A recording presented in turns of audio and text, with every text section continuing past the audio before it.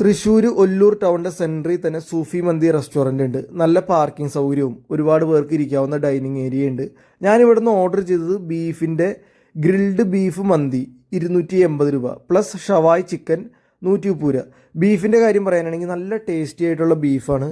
നല്ല വലിപ്പമുണ്ട് പീസിന്, സോഫ്റ്റ് ആയിട്ടുള്ള മീറ്റാണ്. റൈസ് ഒരു നോർമൽ കുഴിമന്തി റൈസ് തന്നെയാണ് വരുന്നത്.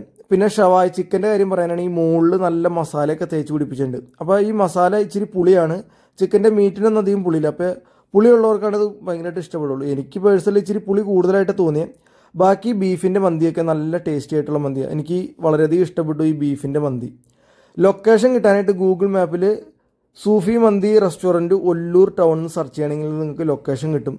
തൃശ്ശൂർ ഡെക്കാത്രോണിൻ്റെയൊക്കെ വളരെ അടുത്തായിട്ടാണ് സ്പോട്ട് വരുന്നത്.